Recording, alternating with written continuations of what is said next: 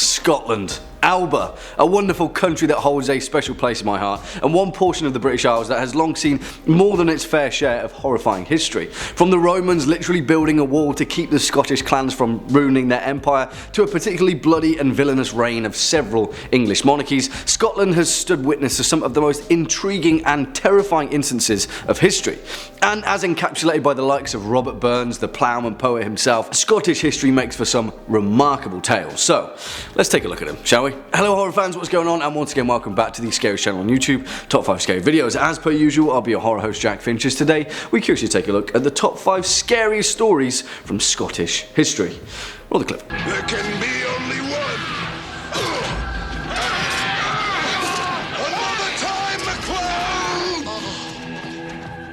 For the curious amongst you, of course that scene was from 1986 Highlander, because, well, there can be only one. And I'm not in the business for rolling the clip of another famous Scottish film because, well, that one's pretty damn historically inaccurate, and we may as well lay out a film that at least doesn't pretend that it's something it's not.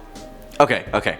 That film is Braveheart, and I'll admit it, I love that movie, but hey, I'm not trying to piss off any Scots, so let's just move on. Kicking off at number 5, The Witch's Well. And whilst Europe as a whole has had a long tragic line of witch hunting throughout its long and bloody history, there is perhaps one location in Scotland that exemplifies that period more so than any other. Edinburgh Castle is a hive of activity, a beautiful structure that speaks of the city's ancient roots and its mystical origin, but as you walk around its high walls, you'd may be amiss to know that you're walking amongst the same ground of a brutal and horrifying massacre that stretched out over a century. Now, the Witch's Well, a cast iron fountain and plaque, honours the Scottish people who were burned at the stake at Edinburgh Castle between the 15th and 18th centuries. But it was the 16th century, and one king in particular, where the Witch's Well saw more bloodshed than anywhere else in Scotland. King James VI and I of Scotland and England respectively was certainly an intriguing figure throughout British history, but it was his unique brand of zealotry that led to the deaths of thousands of innocent women, each of them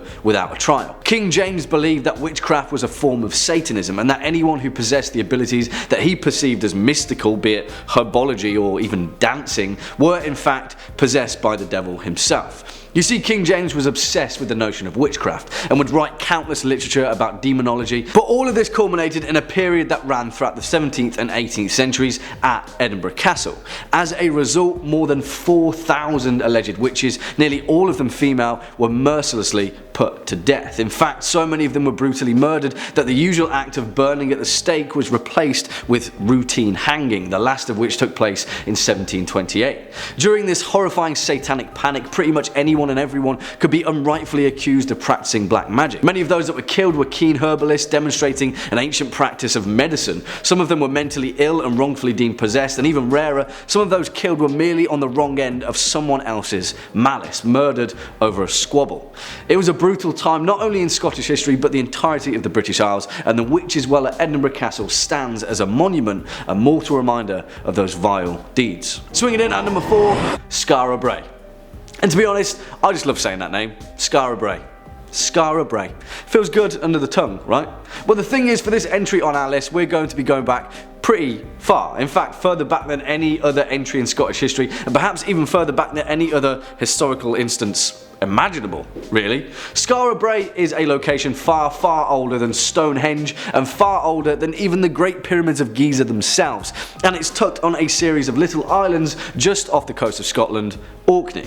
Europe's most complete ancient Neolithic village, which, whilst being completely and utterly amazing in itself, may also be evidence of a far more terrifying event than any of us could have ever imagined. You see, there is a reason why SKARA is often called the Scottish Pompeii, because although it is remarkably preserved in a similar fashion to the ancient Italian volcanic city, it also seems to be evidence of a similar sort of disaster. Back in the winter of 1850, a severe storm battered Scotland, causing immense damage to the populace and over 200 deaths. In the Bay of Scale within the Orkney Isles, the storm stripped away a mass of earth, and when the storm cleared, the nearby villagers were astounded to find the outline of an ancient village.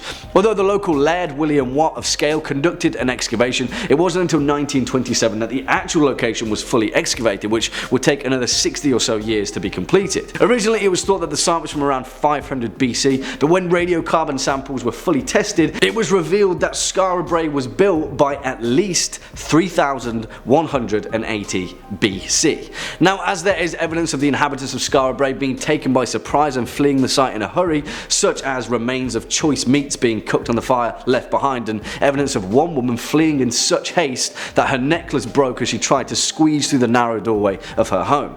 Now, while SKARA is still very much a mystery, the leading theory is that the disaster in question was another equally terrifying storm, the same kind that unearthed it in 1850. If that's the case, I think we should be on the lookout for a storm. Next up at number 3, the Massacre of Glencoe. And this one in particular has been immortalised in countless fictional works, paying homage to a terrifying and bloodthirsty event in Scottish history. But as is the case with many things, the truth of this historical instance is full of far more horror than in fiction. Now, the Jacobite uprising was a particularly complex and brutal time in the history of the British Isles, but the worst of it culminated in the Scottish Highlands. After losing the throne of England and Scotland to William III in March of 1689, after landing in Ireland in an attempt to regain the throne, James II and VII recruited a small force of Highlanders to support him in his campaign through Scotland. Now, it's important to note that many Scottish clans have remained loyal to King James, the most profound of which were the MacGregors, the Keppoch MacDonalds, and of course the Glencoe MacDonalds. And keep that name in mind. You see, the thing is, in August of 1691 the government had offered an indemnity to all Scottish chiefs as long as they swore an oath of allegiance before New Year's Day, January the 1st, 1682. In total, the Secretary of State at the time, Lord Stair, offered a total of £12,000 British for swearing their allegiance to King William, which, as you may imagine, was quite the allure for many other Jacobite-leaning chieftains. On top of that, letters of fire and sword were sent out authorising savage attacks on anyone that would not comply to the order, and interestingly enough, it worked. Pretty much all of the Scottish chiefs took the oath. However, Chief Alexander MacDonald of Glencoe wasn't so sure, and he had postponed his submission of the oath until December 31st, 1691. You see, at the time he was hosting 120 men of the Earl of Argyll, and he wouldn't be able to make it to the nearest magistrate of Fort William until January the 6th. Hearing that news, King William ordered swift punishment to the MacDonalds, and the next moment, over 100 of the Earl's soldiers, who had been quartered amicably at Glencoe for more than a week, suddenly turned and attacked the MacDonalds mercilessly. 33 men, 2 women and 2 children were slaughtered by their own guests, who had been fed and watered and entertained without a second thought. And now we can sort of understand the importance of hospitality, can't we? Hopefully. Coming in at number 2, the Black Dinner. And if that previous entry sounds like something straight out of Game of Thrones, then that's because George R.R. Martin was pretty damn inspired by British history, particularly the history of Scotland.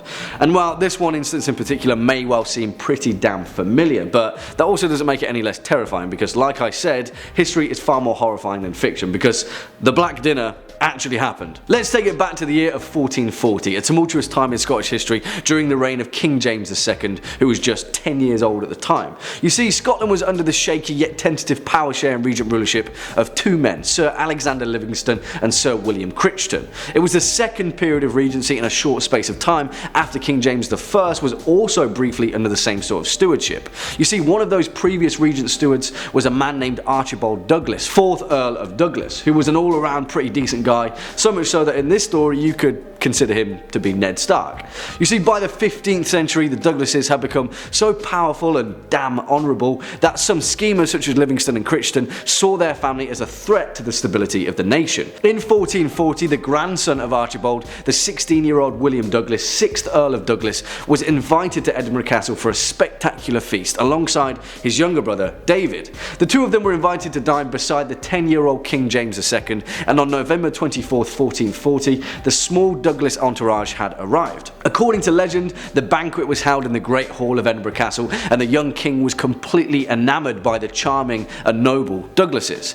At the end of the feast though, after the hall went silent, the head of a black bull was brought out on a platter and paraded in front of them. Under ancient Scottish custom, the head of a black bull was the symbol of death, and in rare customary moments, this formality presaged the death of the principal guests of a feast. As the legend goes, King James James II was alleged to have pleaded for the lives of his new friends and for the Douglases to be spared, but it is said that his pleas fell on deaf ears, even as king. Both William Douglas and David Douglas were beheaded in front of the then 10-year-old king. And finally, coming in at number 1 spot, Sawney Bean. Because talking of dinner, we certainly can't make this list without featuring perhaps the most notoriously grim instance of folklore in Scottish history, the legend of Sawney Bean. Now also, whilst this entry is potentially the most gruesome in the whole of Scottish history, it's also important to note that not all of the legend of Sawney Bean can be historically verified, and the vast majority of it is resigned to the whisperings of folklore. It's just food for thought. Sorry, I'll stop talking about food now. You see, little is known about the early life of the notorious Sawney Bean, but it is said that he may have been born in East Lothian sometime in the late 16th century. When he reached adulthood, he became a ditch digger, but it seemed that the life of honest labour was not for him. He left home with a, and I quote, a vicious woman named Agnes Douglas, who apparently shared Sawney's inclination for ferocity after being accused of being a witch. On the way, they'd rob anyone that crossed their path, and this is where their first taste for a far more sinister crime began to establish itself. It is said that on the road, Sawney and Agnes cannibalized one of their victims. Eventually the couple settled in a coastal cave, a place hidden just beneath Banay Head between Girvan and Ballantrae, where they lived undiscovered for over 25 years. As the legend goes, the cave that they made their home was 200 yards deep, and the entrance was completely blocked by water during high tide. And if that sounds like the perfect place to establish an incestuous tribe of cannibals, then that's because it was. You see, Bean and Agnes produced 8 sons, 6 daughters, 18 grandchildren and 14 granddaughters, the majority of which were the produce of incest between their children. At the height of their terrifying reign, the Bean clan would carefully lay ambushes on the nearby road at night to rob and murder individuals or small groups. Their bodies, stripped and picked clean, would be brought back to the cave where they were eaten. Leftovers were pickled in barrels or dried like jerky. One night, however, after trying to ambush a newly married couple, the Bean clan met their match and the young groom fought them with a pistol and sword in combat. Eventually their secret cave was routed and the Bean clan was captured and executed. Now, the actual details of which are down to wild speculation, but one thing is for certain: the cannibal clan of Sawney Bean was said to have murdered and eaten over 1,000 victims. Oh, and also one version of the legend states that the tribe were never actually captured, and the nearby townsfolk were too terrified to go into the cave, so they just blew it up with dynamite. And I don't know about you, but that sounds like a sequel to me. Well, on that horrifying note, there we have it, our top 5 scary stories from Scottish history. What do you guys think? Do you agree, disagree? Have any more to add to this list? Then let us know your thoughts down in the comment section below, as well as any choice picks of your own. Before we depart from today's video though, let's first take a quick look at some of your more creative comments from over the past few days. First up, Honeymoon says, "You get that hot spicy spons. Let's keep top 5 on YouTube." I do not understand this reference, but I certainly appreciate it.